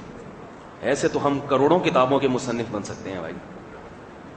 اور ایک اور بات بتاؤں آپ کی جرنل نالج کے لیے، کہ ویسے سائلنٹ ہوتا ہے لیکن سائلنٹ نہ ہوتا تو زیادہ اچھا تھا. تو یہ جو وظیفوں کی کتابیں چھپ رہی ہیں نا، روحانی وظیفے، موضوع میں جلدی سے سمیٹوں گا، بس کتابوں کی بات کروں گا، باقی روحانیوں کا آپریشن بہت ہو چکا ہے. یہ جو چھپ رہی ہیں نا، فلاں چیز پڑھنے سے یہ ہو جائے گا، فلاں وظیفہ اتنی دفعہ پڑھنے سے یہ ہو جائے گا، اس کی حیثیت بھی اس سے زیادہ کچھ بھی نہیں ہے. جو وظیفے چھاپنے والی کتابیں ہیں، آپ اگر کروڑ پتی بننا چاہتے ہیں تو آپ کو میں نسخہ بتا دیتا ہوں، بہترین کام ہے، بہترین. لیکن اس کے لیے چہرے پہ داڑھی سجانی پڑے گی، تھوڑا سا لک مولویوں والا ہو، روحانیت کی تھوڑی سی خوشبو آ رہی ہو اس میں، روحانیت کی، لگے کہ پہنچے ہوئے ہیں. تھوڑا بات تمیز سے کرنا سیکھ لیں، ابے تبے چھوڑ دیں، ٹھیک ہے نا، ابے تبے نہیں. لوگ پھر آپ کی شخصیت سے متاثر نہیں ہوئے، ابے تبے نکالیں، گالی گلوچ، ویسے گھر میں جو مرضی گالیاں والیاں دوستوں میں جب بیٹھیں، لیکن جب حلقہ احباب ہو تو ابے تبے روحانیت میں یہ بہت بڑا جرم ہے. بہت تمیز سے نگاہیں نیچی کر کے، جیسے دلہن بیٹھی ہوئی ہے ایسی آپ ایک دکان کھولیں، کرایہ بھی ابھی نہ دیں، کیونکہ ہم ایسا طریقہ پیسہ کمانے کا بتا رہے ہیں جس میں انویسٹمنٹ بالکل بھی نہیں ہے اور پیسہ ہی پیسہ ہے. اب جب آپ نے ایک دکان لی، اس کو بولا اگلے مہینے کرایہ دے دوں گا، ڈبل کر کے دے دوں گا، ابھی تو اس ایڈوانس میں نہ لیں، کیونکہ مولوی صاحب نے کہا ہے کہ انویسٹمنٹ نہیں ہے اس میں. ابھی کرایہ دے دیا تو پھر تو انویسٹمنٹ تو ہو گئی نا, اگلے مہینے تجھے ڈبل دوں گا, اور آپ دیکھو کہ وہ دکان والا اتنا متاثر ہوگا وہ معاف کر دے گا آپ سے, وہ لے گا ہی نہیں. پھر آپ نے ایک کمپوزر کو بٹھانا ہے. کیا کرنا ہے؟ ایک کمپوزر کو بٹھانا, کسی دکان سے کمپیوٹر ادھار لیں, اس میں ان پیج ڈال دیں اردو سافٹ ویئر, اردو لکھ لیں, کیونکہ انگلش میں روحانی کتابیں مارکیٹ میں چلتی نہیں ہیں. انگلش کو لوگ نفرت کرتے ہیں روحانیت کے اعتبار سے, ویسے انگلش سے بڑی کہتے ہیں یہ کیا روحانیت, تھوڑی انگلش میں کیا وظیفہ پڑے گا, تو یہ اردو میں چلتا ہے. کمپوزر سے آپ نے کہا یہ قرآن ہے, چاہیے نا, بیماریوں کے تجھے جتنے نام آتے ہیں پہلے ان کی لسٹ بنا, جو بیماریاں دنیا میں پائی جاتی ہیں, ایڈز سے شروع کر, ایڈز کا علاج, کینسر, پیلیا اور خناق, ٹی بی, گھریلو پہلے ساری بیماریاں جتنی تجھے یاد ہیں ان کی لسٹ بنا, پھر جتنی مجھے یاد ہیں, اور جہاں جہاں بیماریاں جو ہم نے کبھی نام بھی, مالی خولیا ڈال دے لے کے اس میں لسٹ بنا, جسمانی بیماریوں کی. پھر دنیا میں جتنی پریشانیاں ہیں کسی بھی قسم کی جو تجھے یاد ہیں اور جو مجھے یاد ہیں, پہلے جو تجھے یاد ہیں وہ ان کی ایک لسٹ بنا. پریشانیاں, بھائی بیوی نالائق, ساس سے جھگڑا, شوہر دوسری شادی چاہتا ہے, بیوی نہیں کرنے دے رہی, اور بیوی کے لیے نسخہ کہ شوہر کر نہ سکے, شوہر کے لیے نسخہ کہ وہ کر سکے, بیوی مان جائے, دونوں کو الگ الگ ٹوپیاں کرا رہے ہیں. ایسے لوگ ہیں. ایک آدمی نے مجھے, میں نے روحانی کو فون کیا, میری بیوی نے فون کیا, میرے میاں دوسری شادی کرنا چاہتے ہیں, اس نے کہا یہ تعویذ. میاں نے فون کیا کہ میری بیوی نہیں کرنے دے رہی, یہ تعویذ. عجیب حساب ہے بھائی, ان کو بس تعویذ دینا ہے. متضاد تعویذ گھر میں چل رہے ہیں ایک ہی گھر میں, تو ایسا بھی ہوتا ہے. تو پریشانیوں کی لسٹ بنائیں, پریشانیوں کی, گھر میں جھگڑے, بھائی بہنوں میں لڑائیاں, وراثت نہیں مل رہی, جو دنیا میں ملکی پریشانیاں بھی, اگر انڈیا اور مودی اور آرمی کا جھگڑا, سارے ڈال دیں آپ اس میں, جو پریشانیاں ہیں سوچ سوچ کے وہ لسٹ بنا لیا آپ نے. اب لسٹ بہت لمبی ہو جائے گی, گھبرائیں نہیں, گھبرائیں نہیں. کمپوزر کو اس کے پیسے ملیں گے, اس کو بتائیں کہ تجھے ایک صفحے کے اتنے دوں گا, ابھی ذرا ٹھہر جا, بھی نہیں مان, ایک مہینے کے بعد تو بھی نوٹ چھاپے گا, میں بھی نوٹ چھاپوں گا. اور کمپوزر بھی اگر داڑھی والا مل جائے تو, کیونکہ جب لوگ آئیں گے نا آپ کے خانقاہ کو دیکھیں گے تو اس کا ایک لک ہوتا ہے, تھوڑا سا چہرے پہ نور وور, اس ٹائپ کی دو تین چیزیں اگر نظر آئیں تو پبلک متاثر ہوتی ہے. ورنہ تو گٹکا کھا کے بھی یہ کاروبار چل سکتا ہے آپ کا. یہ کاروبار ایسا ہے کہ اس میں نقصان نہیں ہے, یاد رکھو. چرسی, ہیروئن بھی سٹے بھی لگاؤ گے نا وہاں بیٹھ کے, لوگ پھر بھی کہیں گے حضرت اتنے زیادہ پہنچے ہوئے ہیں کہ ہماری اپروچ سے بالا تر ہیں, یہ بہت ضرورت سے زیادہ پہنچ گئے ہیں. لیکن اس میں تھوڑا ٹائم لگے گا. پیسہ تو گٹکے اور چرس, ہیروئن میں زیادہ ہے, یعنی لوگ ایسے پیروں سے زیادہ متاثر ہوتے ہیں مگر جلدی نہیں ہوتے. تو دیر سے آئے گا مگر بہت آئے گا, اور جو میں طریقہ بتا رہا ہوں اس میں جلدی آنا شروع ہو جائے گا. تو آپ نے لسٹ بنا لی. یہ خدا کی قسم یہی ہو رہا ہے, کہیں آپ سمجھیں کہ میں غلط بول رہا ہوں. یہ جتنے روحانیت کے نام پہ, چاہے بزرگ ہوں کچھ بھی ہوں, سب یہی چل رہا ہے, سب یہی چل رہا ہے. کسی کے پاس کسی وظیفے کی کوئی دلیل نہیں ہے. اب آپ نے کیا کیا کمپوزر کا, کہیں سے بھی قرآن کی کوئی بھی آیت لے کے بیماریوں سے شروع کر, ٹھیک ہے نا. پہلی والی بیماری ہیپاٹائٹس فار ایگزامپل, ہیپاٹائٹس والی بیماری ہے, تو اس میں ڈال دے کہ لی الافی قریش لگا دے, وہاں پہ لکھ دے لی الافی قریش, اور کتنی دفعہ پڑھنی ہے, بس جتنی دفعہ پہلی دفعہ میں منہ میں آ جائے. 332 لگا دے بھائی, 332 لگا دے. طاق عدد ہو تو سنائے زیادہ اچھا ہوتا ہے, 331 لگا دے, 331. اب کیسا عجیب عدد بن گیا نا, 331. لوگ اس کو بھی کہیں گے یار کچھ ہے, 2 دفعہ 3 اور 1 دفعہ 1, کچھ ہے اس میں. ایسا ہی نہیں, حضرت جی نے کہہ دیا 3 اور 3 اور 1, اس میں بہت سارے راز ہیں اس 3 سے. یہ تو میرے منہ سے اتفاق سے نکل گیا, مگر اگر آپ غور کریں گے تو ایسا نہیں ہے. 3, ٹھیک ہے نا, سمجھ رہے ہیں. 3 سے عیسائیوں کے عقیدہ تثلیث کی نفی مراد ہے, کچھ بھی اس کی لاجک بیان کی جا سکتی ہے. اور 3 اللہ, رسول اور امت, یہ اس کی طرف اشارہ کر رہا ہے. اور 1 کا مطلب وحدہ لا, کچھ ہے اس میں بھائی, وحدہ لا شریک, سب توحید اور امت اور رسول پیغمبر سب ملا دیا انہوں نے. یہ عوام کا کام ہے, یہ خود ہی بیٹھ کے سوچتی رہے گی کہ 331 میں, یہ آپ لوگوں, آپ نے پیسہ کمانا ہے, اتنا ٹائم آپ کے پاس نہیں ہے. تو بولے تو بس 331 لگا دیں. اگلی بیماری کیا تھی, ایڈز, ٹھیک ہے نا, اس میں کچھ بھی لگا دے, والعصر ان الانسان لفی خسر. وہ کہے گا کمپوزر کتنی دفعہ, بولے بھائی مجھ سے ہر دفعہ کیوں پوچھتا ہے, تجھے بتایا نا جو آئے لگا دیا کر اس میں، جو سمجھ میں 666 لکھ دے، 666 مرتبہ، اور اس میں بتا دے، یہ تو پہلے عدد ہے کہ اتنی دفعہ ہر بیماری ہر پریشانی میں یہ. اب تیسرا طریقہ ہوتا ہے یہ پڑھنا کیسے ہے. بھائی 3 خانے ہونے چاہیے، ایک میں کون سی صورت پڑھنی ہے کوئی بھی لگا دو. پبلک دیکھو ڈاکٹر جب کوئی دوا دیتا ہے تو آپ کسی دوسرے ڈاکٹر سے پوچھ سکتے ہیں کہ صحیح دی ہے کہ غلط دی ہے. ایک ڈاکٹر سے تسلی نہیں، دوسرے سے، تیسرے سے، چوتھے سے، سارے کہہ رہے ہوں گے بھائی یہ غلط ہے یا صحیح ہے، تو پتہ چل جاتا ہے یہ ڈاکٹر قابل اعتماد ہے. لیبارٹری میں بھی ٹیسٹ کروایا جا سکتا ہے اس دوا کا، ڈاکٹر کے صحیح اور غلط ہونے کا پتہ چل سکتا ہے، مگر ان روحانیوں کے صحیح اور غلط ہونے کا کوئی ہے ہی نہیں جس سے پتہ چلے. کوئی لیبارٹری آج تک ایسی وجود میں نہیں آئی. اب کوئی آ کے کہے بھائی لیلافی قریشین کا ہیپاٹائٹس سے کیا تعلق، تو کہے گا بھائی یہ راز کی باتیں ہوتی ہیں، اگر تم بھی یہی چیزیں جانتے تو تم میں ہم میں فرق کیا ہو گیا تھا، تم آ کے خانقاہ چلا لیتے. پھر لوگ بڑے متاثر ہوتے ہیں، یار بات تو صحیح کر رہے ہیں، بات تو صحیح ہے. بھائی یہ چیزیں ہوتی ہیں، یہ اوپر کی چیزیں ہیں. بعض لوگ کہتے ہیں بھائی کیا اللہ کے کلام میں شفا نہیں ہے؟ یہ دلیل بہت دیتے ہیں کہ اللہ کے کلام میں شفا نہیں ہے کیا؟ اگر ایک آدمی لیلافی قریشین پڑھ رہا ہے 332 مرتبہ تو مولوی صاحب کو کیوں تکلیف ہو رہی ہے؟ الفلاحیہ کے مسجد کے امام صاحب کو قرآن ہی پڑھ رہا ہے نا. یہ بھی دلیل دیتے ہیں. میں کہتا ہوں قرآن اگر پڑھنا ہے تو کہیں سے بھی پڑھ لو، اس کے لیے اس مکھنچو کے پاس جانے کی کیا ضرورت ہے آپ کو؟ اس سے کیوں پوچھ کے پڑھیں؟ اور اگر قرآن میں شفا ہے تو پھر تو الحم سے لے کے والناس تک پورے قرآن میں ہے نا. لیلافی قریشین میں کیوں اس نے بتائی، والعصر میں کیوں ہے؟ اس کے مشورے سے اور اس کی تعداد بتائی بھی پہ کیوں عمل کریں؟ اس کے پاس کیا ہے؟ نہیں یاری میرا خیال ہے بات سمجھ میں. قرآن میں شفا ہے تو ہے نا، وہ تو کس نے انکار کیا اس کا؟ اس سے مشورہ کیوں لے رہے ہو؟ اس کو کیسے پتا چلا کہ اس والی میں ہے اور دوسری والی میں نہیں ہے؟ یہ سب لفاظی ہوتی ہے ان لوگوں کی. میرے بیانات پر یہ روحانی والے یہی اعتراض کرتے ہیں کہ لوگوں کو اللہ کا نام لینے سے روک رہا ہے. میں اللہ کا نام لینے سے نہیں روک رہا، میں کہتا ہوں اللہ کا نام لینے کے لیے ان لوگوں سے مشورہ لینے سے روک رہا ہوں. آپ نہیں آ رہی میرا خیال ہے بات. اللہ کا نام گھر میں جیسے چاہو لے لو، اللہ سے صلاۃ الحاجت پڑھ کے دعا مانگ لو، تو ان سے پوچھنے کی کیا ضرورت ہے؟ تو اب جناب دوسرا خانہ کیا ہو گیا؟ لیلافی قریش. یہ آگے عدد 332 مرتبہ. اگلے خانے میں طریقہ لکھنا ہے. جتنا ٹیکنیکل طریقہ آپ سوچ کے بنا کے لکھو گے مریض پر اتنا ہی اثر ہوگا. کچھ حضرت جی پتہ نہیں کہاں سے لے کر آئیں گے. ہیپاٹائٹس زیادہ خطرناک بیماری ہے تو اس میں لیلاف پڑھنے کا طریقہ بھی زیادہ خطرناک ہونا چاہیے. اگر ایسے ہی پڑھ لیا چلتے پھرتے نہیں نقصان ہو جائے گا. ہیپاٹائٹس بی سی میں تبدیل ہو سکتا ہے. آخر میں جو ہدایات ہے نا، جیسے ہر دوا کے نیچے لکھا ہوتا ہے تمام دوائیں بچوں کی پہنچ سے دور رکھیں، تو آخر میں ہدایات بھی لکھیں کہ یہ وظیفہ صرف ہیپاٹائٹس کے مریض پڑھ سکتے ہیں، کھانسی کے مریضوں نے پڑھا تو نقصان ہو جائے گا. اس سے ایسے ڈرا کے نا تاکہ لوگ سمجھے بھائی کچھ ہے اس میں. تو اب آپ نے کیا کرنا ہے، اس کا طریقہ بتانا ہے.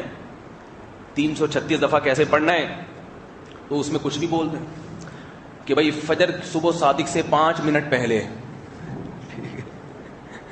صبح صادق سے 5 منٹ پہلے بیت المقدس کی طرف رخ کر کے، قبلے کی طرف تو ساری دنیا رخ کر کے پڑتی ہے. حضرت جی جو آپ کو ایسی چیز بتا رہے ہیں اس میں کہاں رخ کرنا پڑے گا؟ پہلے تو وہ 6 مہینے یہی دیکھتا رہے گا بیت المقدس کا رخ ہے کس طرف، ٹھیک ہے نا. لیکن وہ کچھ حضرت نے اپنے خاص علوم سے بتایا ہے. ایسے ایک دن میں یہ کام بآسانی ہو جائے گا، اور پھر آپ اپنی خانقاہ کا دروازہ رفاہ عام یعنی عام پبلک کے لیے کھول دیں.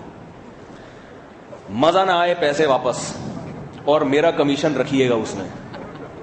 کس کے مشورے پر یہ ہو رہا ہے؟ میرا کمیشن اس میں لازمی ہونا چاہیے. سوال پیدا ہوتا ہے میں خود کیوں نہیں کھول لیتا؟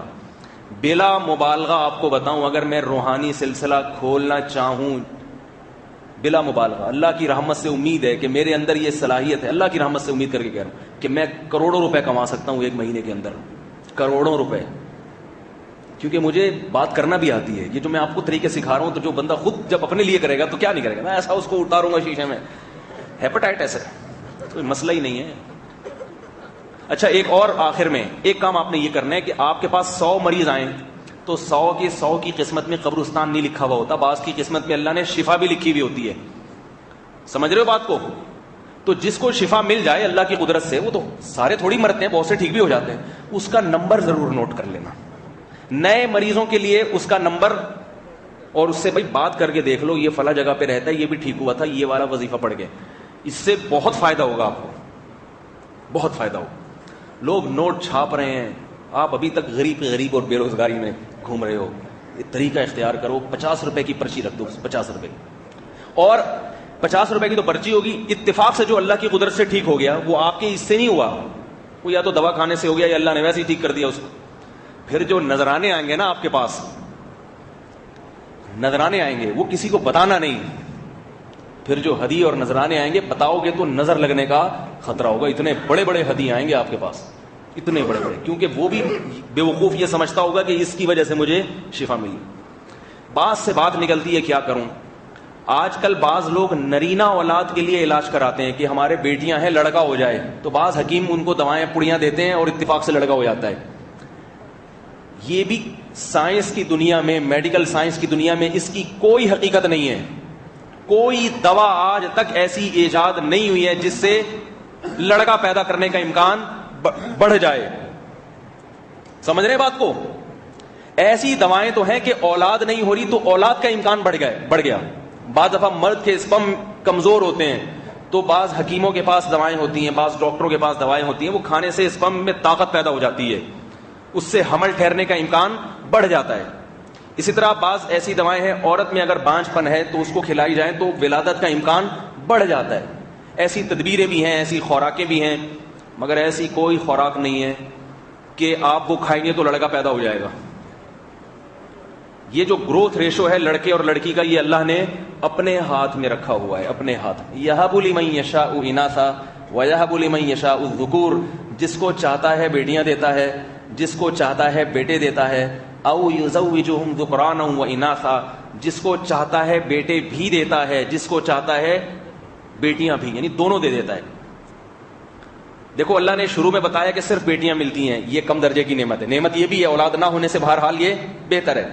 اس سے بڑی نعمت کیا ہے؟ صرف بیٹے ملیں، اور اس سے بڑی نعمت کیا ہے؟ بیٹے بھی ہوں اور بیٹیاں بھی ہوں۔ اور اللہ نے جمع کا لفظ استعمال کیا، ذکران، یہ جمع ہے، اور عربی میں جمع کم از کم 3 افراد پر صادق آتی ہے، تو اللہ نے کہا سب سے بڑی نعمت کیا ہے؟ کم سے کم 3 بیٹے اور کم سے کم 3 بیٹیاں، تو 6 بچے جب ہوں گے تو آپ کا گھرانہ، آپ کا جو گھر ہے وہ آبادی کے پہلے اسٹیپ پر ہوگا۔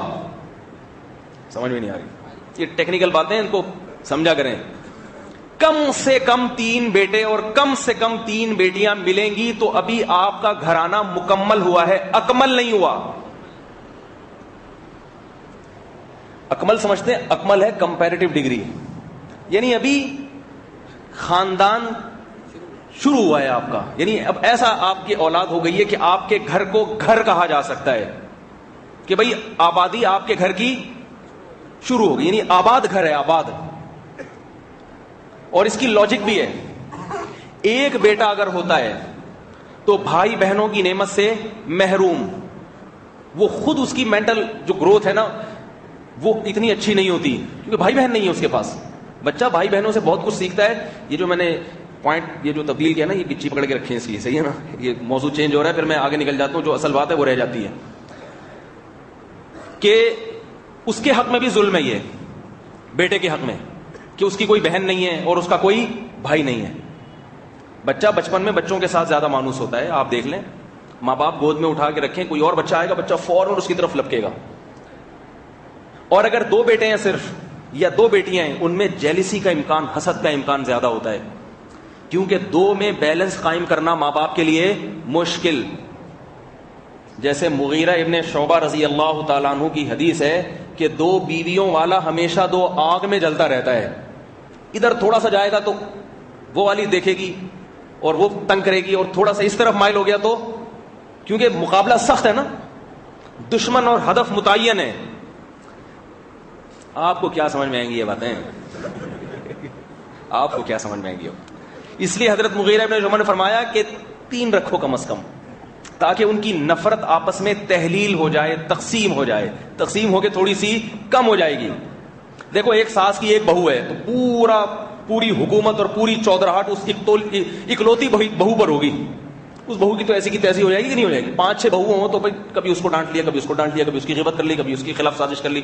تو وہ سازش تقسیم ہو کے ہر بہو کے حصے میں تھوڑی تھوڑی سازشیں آئیں گی, قابل برداشت ہو جائیں گی. وہ نہیں آ رہی سمجھ میں, میرا خیال ہے تھوڑی تھوڑی نفرت آئے گی. تو پھر وہ سب مل کے جب ساس سے نفرت کریں گی, وہ بھی تھوڑی تھوڑی کر کے کریں گے. وہ ان کو پتا ہے نفرت کرنے والے اور بھی بہت ہیں, میری ساس کے خلاف سازشیں کرنے والی اور بہویں بھی ہیں. سر مجھے میری پر ساری ذمہ داری ہے, مجھ پر نہیں ہے. تو یہ ایک فائدہ ہوتا ہے. تو یہ حضرت مغیرہ ابن شعبہ کی حدیث بتا رہا ہوں آپ کو. وہ فرماتے ہیں کہ 2 جس کی ہو نا وہ پھر لڑتا ہی رہتا ہے. تو کہتے ہیں کم از کم کرنی ہے تو پھر 3 رکھو. 3 میں کیا ہوگا, تھوڑی سی نفرت تحلیل ہو, یا پھر 1 رکھو, اور کرنی ہے تو پھر 3 کرو. 2 والا حساب سیٹ نہیں ہے, اس میں بہت زیادہ مسئلے ہوتے ہیں. تو یہ اگر آپ کے 2 بیٹے ہیں تو آپ ذرا سا ایک کو ترجیح دیں گے, دوسرا محسوس کرے گا کہ ابا اس کی طرف زیادہ ہیں, کیونکہ وہ اس کے مقابلے میں اور کوئی نہیں ہے. اور تھوڑا سا دوسرے کی طرف گئے تو پہلا, وہ 2 میں نا کمپٹیشن ہوتا ہے, مقابلہ ہوتا ہے. 3 بیٹے کم از کم ہو گئے تو پھر معاملہ کیا ہو جاتا ہے, ہلکا ہو جاتا ہے. وہ ان کی حساسیت اور جذباتیت ڈیوائڈ ہو جاتی ہے, تقسیم ہو جاتی ہے. جیسے ایک کی طرف اگر باپ زیادہ جائے گا تو وہ 2 ایک ساتھ ہو جائیں گے, سمجھ رہے ہو. تو ایک تو اس لیے اسٹرانگ ہے کہ ابا کی توجہ اس کی طرف زیادہ ہے, 2 اس لیے اسٹرانگ ہے کہ دونوں ایک ساتھ ہو گئے ہیں. اور اگر ابا دوسرے کی طرف جائے گا تو وہ تو یہ تجربے والی چیز ہے, یعنی اس کو ایسے ممبر پہ بیٹھ کے سمجھانا مشکل ہے. اسی طرح بیٹیاں بھی جب 2 ہوتی ہیں تو ان میں بھی مینج کرنا مشکل ہو جاتا ہے. تو وہ بھی کم از کم کتنی ہونی چاہیے, کم سے کم مقدار بتا رہا ہوں 3. تو اس 3 کا فائدہ یہ ہوتا ہے کہ وہ پھر ان میں حساسیت یعنی سینسیٹیو نہیں ہوتی زیادہ, وہ والدین کی محبت کے معاملے پر. نہ بچپن سے ہی وہ سینسیٹیو ہوتی ہیں. بچپن میں آپ دیکھ لیں, ایک بچی کو ذرا سا پروٹوکول دیں گے, دوسری بہت سخت پریشان ہوتی ہے. اگر اس کے ساتھ ایک اور بہن ہے تو دونوں مل کے جب روتی ہیں تو وہ رونا شیئر کر لیتی ہیں آپس میں, غم دونوں کا ہلکا ہو جاتا ہے. جیسے میں رو رہی ہوں یہ بھی رو رہی ہے, بلکہ عین ممکن ہے وہ بڑی والی چھوٹی والی کو چپ کرانے لگے, بس اتنا ہی رو, تھوڑا ہی کافی ہے. کیونکہ اللہ نے بڑے میں یہ مادہ رکھا ہے نصیحت کا. وہ خود تو غلطی کرتا ہے, لیکن جب اس سے چھوٹا غلطی کرتا ہے تو بڑے میں نصیحت کا عنصر غالب آ جاتا ہے. وہ کہتے ہیں اس کو سمجھاؤ. یہ چیزیں ایسی ہیں جو نظر آتی ہیں گھروں میں. اور اگر صرف 3 بیٹے ہوں, صرف 3 بیٹیاں ہوں, دونوں نہ ہوں, یعنی کسی کو صرف بیٹے ہیں, تو وہ گھرانہ بھی ناقص ہے, وہ گھر بھی ناقص ہے. کیونکہ بیٹیوں کے بغیر گھر آباد نہیں ہوتا. گھر میں عورت سے تو گھر آباد ہوتا ہے. جس قسم کی محبت والدین کو بیٹیوں سے ملتی ہے وہ والی محبت بیٹوں سے نہیں ملتی. اور ان بیٹوں پر بھی ظلم ہے کہ ان کو آپ نے بہنیں نہیں دیں, کیونکہ بھائیوں کو جو محبت اور جس قسم کی محبت بہنوں سے ملتی ہے وہ محبت کسی اور سے نہیں ملتی. ایک الگ نوعیت کی محبت ہے. اور بہنوں کو بھی جو بھائیوں سے ملتی ہے, جو ایک الگ نوعیت کی محبت, وہ کسی اور سے نہیں ملتی. اور اگر آپ کی صرف بیٹیاں بیٹے نہیں ہیں تو یہ بھی نقصان ہے. آپ کا والے وارث کون ہوگا, آپ کے کاروبار کو کون سنبھالے گا, مشکل میں آپ کے کام کون آئے گا, لڑائی کون کرے گا آپ کی طرف سے, محلے میں پھٹا ہو گیا تو کون ہے جو باپ کی طرف سے جا کے لڑے گا. آپ لوگ کی سمجھ میں کیوں نہیں آ رہی؟ یہ میڈیا آپ کو غلط رخ پہ لے کے جا رہا ہے. میڈیا کی باتیں نہ سنا کریں, کبھی کبھی مولویوں کی بھی سن لیا کریں. میڈیا جو باتیں کر رہا ہے اس میں میڈیا کو پیسے ملتے ہیں, اس لیے وہ کبھی بھی صحیح بات آپ کے سامنے نہیں کرے گا. وہ 2 بچے ہی اچھے والی پالیسی اب چلا کے رکھے گا. اس کو یہودیوں سے پیسے ملتے ہیں, کیونکہ یہودیوں کی نسل ہو رہی ہے ختم, وہ چارے مسلمانوں کی بھی ختم ہو جائے, اس لیے وہ ان کو لالی پاپ کھلا کھلا کے اور پیسے دے دے کے یہ باتیں نکلوا رہے ہیں. ہمیں نہ کسی بیان پہ کہیں سے کوئی پیسے نہیں ملتے, اس لیے ہم وہی بات کریں گے جو اللہ اس کے رسول کی. اگر آپ کو سمجھ میں آئے ٹھیک ہے, نہیں ہے تو بھی ٹھیک ہے, ہمارا کیا جا رہا ہے بھائی. تو اللہ تعالیٰ نے جو خاندان کی ڈیفینیشن بیان کی ہے, اور آباد گھر, اور یاد رکھو گھر اینٹوں سے اور قالین سے آباد نہیں ہوتا, گھر افراد سے آباد ہوتا ہے. ورنہ یہ جتنے بڑے بڑے ہوٹل ہیں یہ بہت اچھے گھر ہیں پھر, کیونکہ یہ بہت ڈیکوریٹ ہوتے ہیں, فانوس لٹکا ہوا ہے, ایئر کنڈیشن لگا ہوا ہے, نیچے کارپیٹ بچھا ہوا ہے. کیا اس میں گھر والا سکون ملے گا آپ کو؟ ورنہ تو آسان بات ہے, آپ یہ گھر سارے بیچو اور جاؤ کسی ہوٹل میں رات کو رات گزارا کرو. کیوں نہیں گزارتے؟ غریب آدمی بھی رات کو اپنی جھونپڑی میں آتا ہے, وہ بھی کسی ہوٹل میں جانے کی کوشش نہیں کرتا. اس کو پتا ہے جس جھونپڑی میں میرے بیوی بچے والدین ہیں اس میں مجھے سکون زیادہ ملے گا اس ہوٹل کی نسبت جس میں میرے گھر, جس میں مجھ سے محبت کرنے والے لوگ موجود نہیں. ہوٹل میں جب آپ جا کے رہتے ہیں تو آپ کے ساتھ چارپائی پہ جو سو رہا ہے وہ کیا لگتا ہے آپ کا, ہے بھائی, وہ کیا لگتا ہے؟ تھوڑے سے خراٹے لوگ وہ آنکھیں دکھائے گا, تمیز سے سو بھائی. حج پہ جب جاتے ہیں تو ہوٹل میں ہی رہتے ہیں نا, کتنا پریشان ہو جاتے ہیں, کتنا پریشان ہو جاتے ہیں. تو گھر کی ڈیفینیشن یہ نہیں ہے کہ اس میں پنکھا ہو, اس میں فانوس ہو. گھر کی بنیاد کہاں شروع ہوتی ہے؟ جس میں فیملی, آپ کی فیملی کے افراد ہوں, فیملی ممبرز ہوں. اس کے بعد پھر باقی چیزیں، اس میں کارپیٹ بھی ہو، اس میں پنکھا بھی ہو، اس میں ایئر کنڈیشن بھی ہو، اس میں پھر بعد میں ساری چیزیں اچھی لگتی ہیں. میں بعض ایسے گھروں میں جاتا ہوں بڑے بڑے مالدار ہیں، ہزار ہزار گز کے بنگلے ہیں، افراد ہی نظر نہیں آتے اس میں. تو کہتا ہوں بھائی اس سے اچھا تو اللہ کا فضل ہے ہمارا گھر ہے یار. آؤ تو پتہ تو چلتا ہے کبھی کسی رونے کی آواز آ رہی ہے، کبھی کسی کی ہنسنے کی آواز آ رہی ہے. بچوں کی ایک زندگی ہوتی ہے، اس میں ایک خوشی ہوتی ہے. یہ کیا ہے؟ عید بقرعید کا مزہ بھی جبھی آتا ہے جب انسان کے گھر میں افراد ہوں. تو اللہ نے کہاں سے شروع کیا؟ کم از کم 3 لڑکے، کم از کم 3 لڑکے. اس کے بعد پھر یہ ہے کہ زیادہ ہوں تو وہ، یہ تو ابتدائی ہے، فیملی کی ابتدا یہاں سے ہو رہی ہے. انگریزوں کی تو فیملیاں غائب ہوتی جا رہی ہیں، غائب. اسکول بند ہو رہے ہیں ان ملکوں میں، بچوں کے اسکول، بچے ہی نہیں ہیں، اسکول کہاں سے آئیں گے؟ تبھی وہ کتوں سے محبت کر رہے ہیں، کتے پال رہے ہیں کہ ہمیں ان سے محبت مل جائے. ہم اگر کتا بھی پالتے ہیں تو اپنے بچے کو خوش کرنے کے لیے، کیونکہ ہمیں جو بچہ جو ہم نے پالا ہوا ہے نا وہ اتنا محبوب ہوتا ہے کہ اس کی خوشی کی خاطر ہم کتا بھی پال سکتے ہیں. ماں باپ جب بہت سے لوگوں کا قربانی کا جذبہ نہیں ہوتا، اپنے بچوں کو خوش کرنے کے لیے بکرا لا کے کاٹ دیتے ہیں. وہ نہیں آ رہی میرا غالب آسان، تو کہ بچے خوش ہو جائیں گے. تو میں یہ عرض کر رہا تھا کہ یہ جو بعض حکیم لوگ دوائیں دیتے ہیں کہ نرینہ اولاد ہو جائے گی، ایسے میڈیکل سائنس کی دنیا میں یہ باتیں مضحکہ خیز ہیں. ایسی کوئی دوا نہیں ہے جس سے لڑکا پیدا ہو. ان چیزوں پہ اپنا ٹائم برباد نہ کیا کریں. اللہ سے دعا مانگا کریں اللہ مجھے بیٹے بھی دے اور مجھے بیٹیاں بھی دے. یہ اللہ سے دعا مانگا کریں. تو اس میں ہوتا یہ ہے کہ اب کسی صاحب کی بیٹیوں پہ بیٹیاں ہوئی چلی جا رہی ہیں، انہوں نے کوئی حکیم کی دوا کھائی، اگلی دفعہ اللہ کی قدرت سے بیٹا ہو گیا. وہ بھی یہی کرتے ہیں حکیم صاحب، کہتے ہیں فلاں کا نمبر ہے، فلاں سے جا کے پوچھو، اس کو میں نے دوا کھلائی تھی، اس کے بیٹا پیدا ہوا ہے. تو میں ان سے کہتا ہوں یہ کہاں سے ثابت ہوگا؟ یہ آپ کی دوا سے ہوا ہے. یہ کیسے ثابت ہوگا؟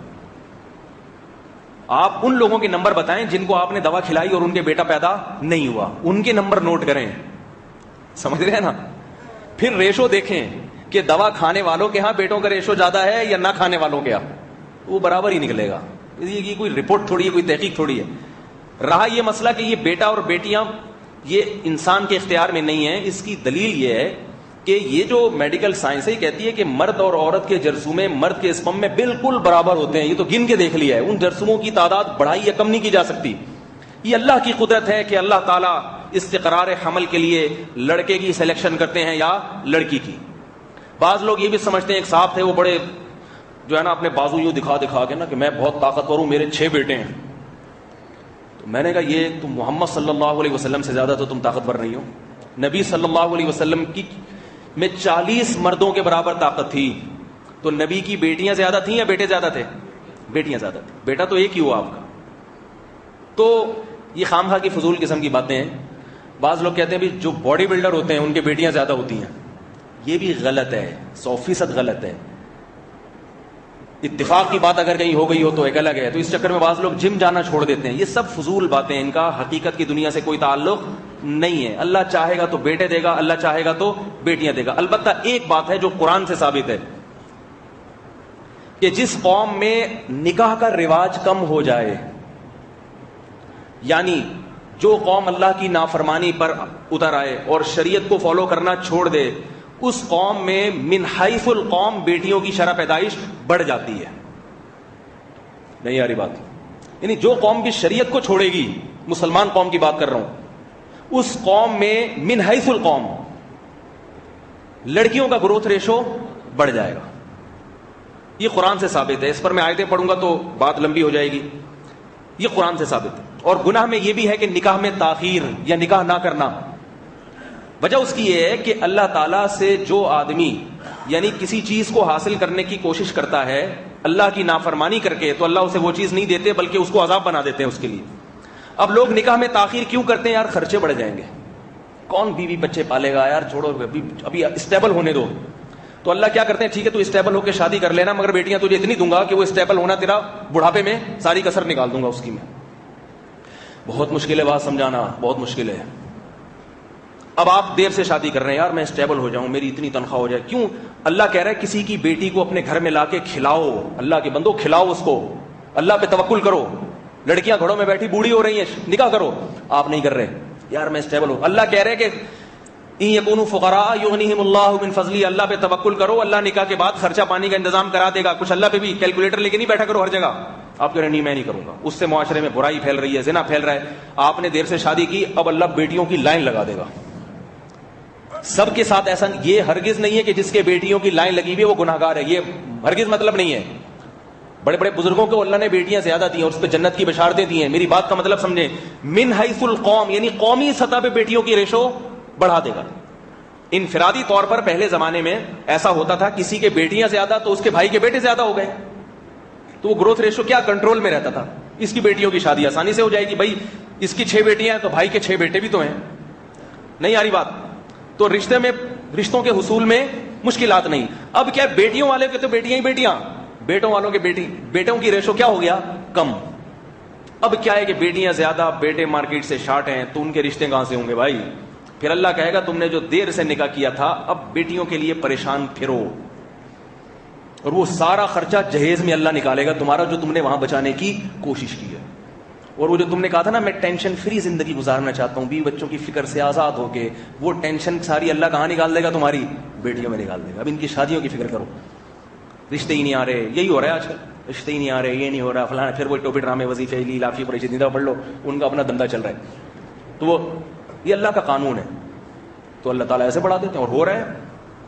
پٹھان قوم میں چونکہ دین من حیث القوم زیادہ ہے, اس لیے اس قوم میں بیٹوں کا ریشو آج بھی آپ کو زیادہ ملے گا, کیونکہ پٹھانوں میں شادی بھی جلدی ہوتی ہے عام طور پہ, اور اولاد کا ریشو بھی چلتا رہتا ہے. وہ اس میں اللہ پہ توکل کرتے ہیں عام طور پہ, سب کی بات نہیں کر رہا, کہ وہ کیا کرتے ہیں. میں نے دیکھا ہے رکشا چلانے والا غریب آدمی 15 سال کا بیٹا ہوا, اس کی شادی کر دی اپنے خرچے پہ, رکشے کی آمدن سے اپنے بیوی بچوں کو بھی پال رہا ہے, اور اپنے بیٹے کی شادی کر کے اس بہو کو بھی پالے گا اس پہ. تو ساری زندگی رکشا چلائے گا, مگر اس کا پورا خاندان اسی رکشے سے پل بڑھ کے جوان ہو جائے گا. اللہ پھر ان کو کیا دیتا ہے, بیٹے ہی بیٹے, بیٹے ہی بیٹے, بیٹے ہی بیٹے. ہمارے جو اٹھنے بیٹھنے والے, میرے پاس تو ہر قوم کے لوگ ہوتے ہیں نا, پنجاب سے کے متعلقین بھی ہیں, اردو اسپیکنگ بھی ہیں, پٹھان بھی ہیں, تو میں تو سب سے ملتا ہوں, ہر طرح کے لوگوں سے واسطہ ہے. تو میں اپنے پٹھان دوستوں سے کہتا ہوں, بھائی ایک بیٹا ہوا, دوسرا بیٹا ہوا, تیسرا بیٹا ہوا, چوتھا بیٹا ہوا, 5واں بیٹا ہوا, بیٹوں کی لائن لگتی ہے. ابھی ہمارے ایک پٹھان دوست ہیں, ان کے 5واں بیٹا پیدا ہوا ہے, ٹھیک ہے, چند دن پہلے. وہ کہہ رہے یار مجھے بیٹی چاہیے, لیکن بیٹا پیدا ہو گیا. اور بھی ایسے واقعات. وجہ کیا ہے کہ نکاح جلدی ہو رہا ہے ان کے یہاں, اور اللہ پہ اعتماد اور توکل کر رہے ہیں. مزدوری کر کے بھی پورے خاندان کا پیٹ پال لیتا ہے. اور ہمارے ہاں کروڑوں روپے پلاٹوں میں لگائے ہوئے ہیں, بحریہ ٹاؤن میں اتنے پلاٹ. نکاح کرتے ہوئے اس کو موت آتی ہے, موت کی. ایک بہو میرے گھر میں آ گئی, 2 روٹیاں زیادہ پکیں گی تو میں تو مر جاؤں گا, بھوک سے مر جاؤں گا. پھر 2 کے بعد تیسرا بچہ پیدا ہو گیا, میرا تو جنازہ اڑ جائے گا, میں کہاں سے کھلاؤں گا اس کو. تو اللہ کہتا ہے ٹھیک ہے, پھر تم یہ سمجھتے ہو کہ تم کھلاتے ہو تو پھر ٹھیک ہے, کھلاؤ تم. وہ ایک ہی کو تمہارے لیے درد سر بنا دوں گا میں, ایک کو نہیں کھلا سکتا. اگر انسان اللہ پہ توکل نہ کرے, اور اللہ پہ توکل کرے تو درجنوں کو کھلا سکتا ہے, اور خوشی سے مسکراتے چہروں کے ساتھ کھلائے گا. سمجھ میں نہیں آ رہی میرا خیال بات. تو بات جلدی سے میں سمیٹ کے ختم کرتا ہوں. کیا جلدی تھی بھائی, آپ کے ذمہ لگایا تھا, گچی پکڑ کے رکھنا. ہاں, تو یہ جو نرینہ اولاد ہے یہ بھی کسی سائنس سے نہیں ہے. تو میں اصل بات یہ عرض کر رہا تھا, علم کا بخیل کون ہوتا ہے کہ اس کے پاس طب کے نسخے ہوں, لوگوں کی صحت کی باتیں ہوں, یا علم کی باتیں ہوں, مگر وہ باتیں اپنے ساتھ لے کے قبر میں چلا جائے. تو یہ بھی ناشکری ہے. اللہ نے آپ کو دولت دی, وہ بھی تقسیم کرو, یعنی ضرور اپنے حساب سے, یہ نہیں کہ ساری تقسیم کر دو. اس کے جو شریعت نے اصول اور ضوابط بتائے ان ضوابط کے مطابق غریبوں کا, مسکینوں کا خیال رکھو. اور علم کا شکر کیا ہے کہ اللہ نے اگر آپ کو علم دیا ہے تو اس میں کنجوسی نہ کرو, چاہے دنیاوی علم ہو چاہے دینی علم ہو. یہ نہ سمجھو کہ میں نے اگر اس کو بتا دیا تو اس کی عزت ہو جائے گی. کوئی بات نہیں, ہونے دو. اگر اللہ اس کو آپ کے علم کی وجہ سے عزت دے دے, ٹھیک ہے, آپ اللہ سے عزت مانگو اور اللہ آپ کو بھی دے گا انشاءاللہ. اور اگر اسباب پہ نظر رکھو گے تو آپ کہو گے نہیں بھائی, میں نے اگر اپنی علم کی بات اس کو بتا دی, مجھے ایک صحت کا نسخہ, میں نے حکیموں کی مثال دے رہا تھا, حکیموں کے پاس صحت کے نسخے ہوتے ہیں, کسی کو بتاتے ہی نہیں ہیں. ایسے بتائیں گے بھی تو کروڑوں روپے لے گا, چپکے سے کان میں بتائیں گے اس کو. یہ انٹرنیٹ پہ جو حکیموں کے نسخے آ رہے ہیں نا, یہ بیکار سے ہوتے ہیں. ادرک کا پانی پی لو تو یوں ہو جائے گا, لہسن کو چبا کے کھا لو تو. جو اوریجنل نسخے ہوتے ہیں نا ان کے پاس, جو جدی پشتی چلے آ رہے ہوتے ہیں, یہ اللہ ماشاء اللہ, ورنہ عام طور پہ یہ کسی کو بتاتے نہیں ہے کہ ایسا نہ ہو ہماری محنت سے کسی کو اتنا فائدہ ہو جائے. خود اتنے صحت مند ہوتے ہیں, 90 سال میں مرتے ہیں. ایسے میں نے کئی حکیم دیکھے 95 سال کا, 100 سال کا. پوچھو جا کے بھائی کیا کھاتے ہو, غلط بتائے گا, کبھی بھی صحیح نہیں بتائے گا. کسی 100 سال کے حکیم سے جا کے پوچھنا بھائی تم کیا کھا رہے ہو, 100 سال تک ماشاءاللہ بھاگتے دوڑتے ہو, کیا خوراک ہے, کون سا کشتہ کھا رہے ہو, آپ کو وہ والا بتائے گا کہ آپ 50 سال کی زندہ نہ رہ سکیں. صحیح ہے نا, مر جائے گا قبر میں. تو یہ بھی علم میں بخل ہے, علم میں بخل ہے. اللہ تعالی ہم سب کو ہر قسم کی کنجوسی اور بخل سے بچائے اور اپنی نعمت کا شکر ادا کرنے کی توفیق عطا فرمائے. وما علینا الا البلاغ.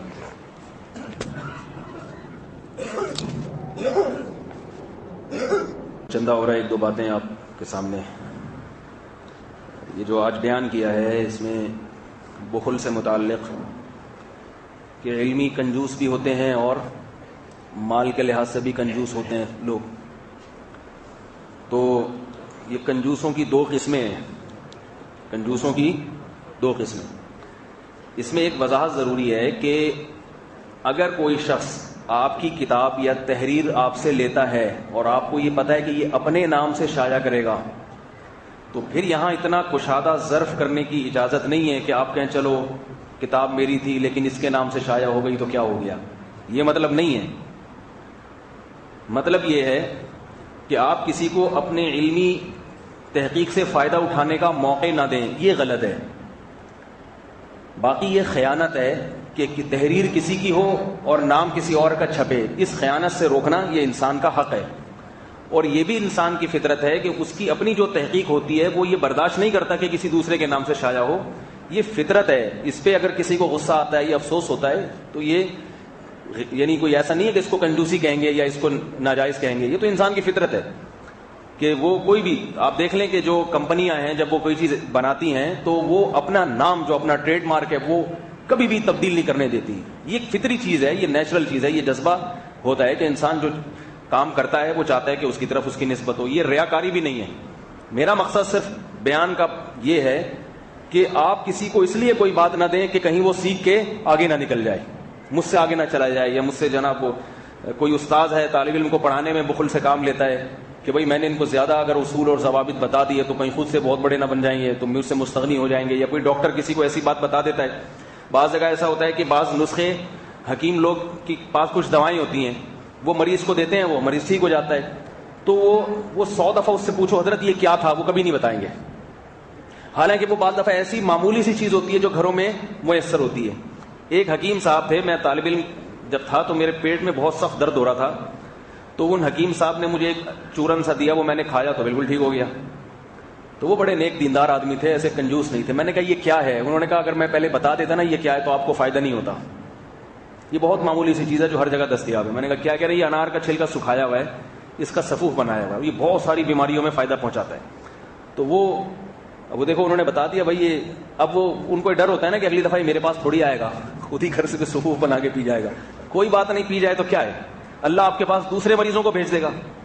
یہی ہوگا نا, دوسرے لوگوں کو اللہ بھیج دے گا. مریض دنیا میں کبھی ختم نہیں ہوں گے جب تک یہ دنیا ہے, اور جب تک ہم یہ پانی پی رہے ہیں کراچی کا اور یہ سانس لے رہے ہیں اس ہوا میں, اور جب تک ڈیزل انجن گاڑیاں چل رہی ہیں اور پیٹرول انجن گاڑیوں کا انجن جب تک خراب ہے اور ان کے رنگ پسٹن جب تک تبدیل نہیں ہوں گے اس وقت تک بیماریاں پھیلتی رہیں گی.